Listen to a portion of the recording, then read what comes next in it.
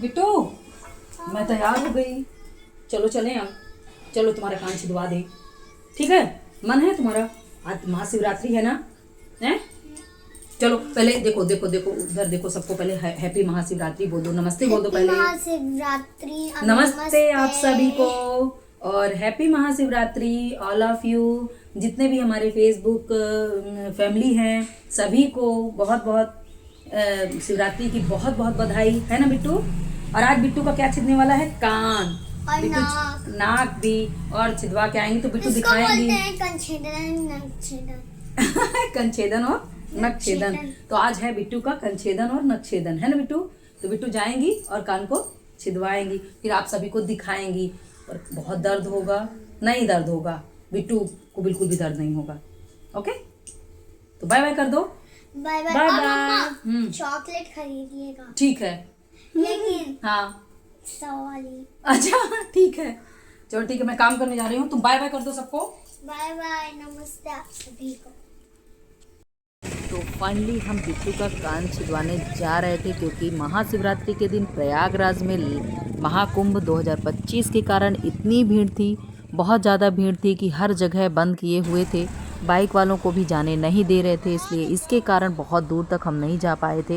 Actual में हमको ऐसे कान नहीं छिदवाना था थोड़ा सा एनेस्थीसिया लगवा के और बच्ची को गन से, कि उसको दर्द भी ना हो। आजकल की ट्रिक में जो हो रहा है वैसा।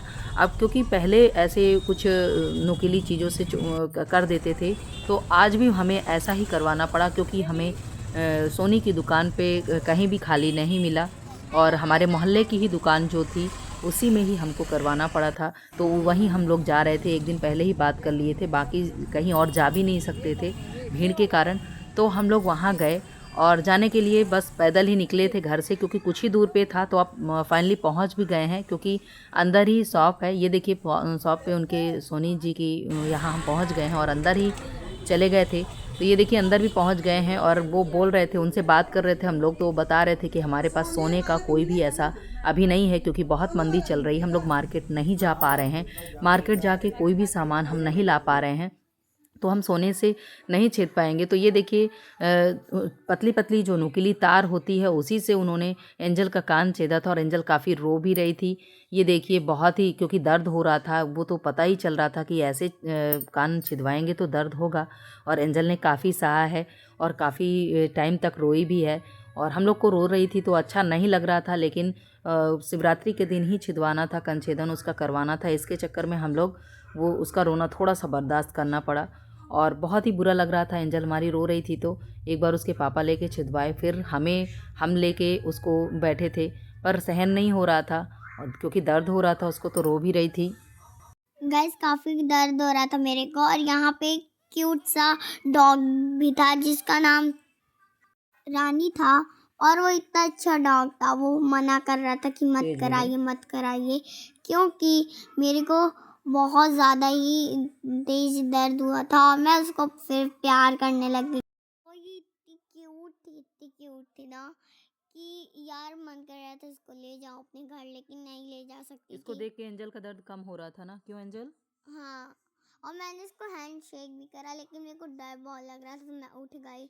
लेकिन पापा बोले हो गया कर जल्दी से, फिर ये खड़ा हो गया और मेरे पीछे आने लगा, क्योंकि मैं इसको पहचान गई थी, ये भी मेरे को अच्छे से पहचानने लगा था। फिर पापा मेरे को ले गए हैंड शेक कराने, फिर वो मेरे से हैंड शेक क्योंकि करा। हम लोग घर जाने वाले थे, क्यों एंजल? अब हम लोग निकलने ही वाले थे, और निकल के जाने वाले थे, और हम लोग पहुंच भी गए थे घर।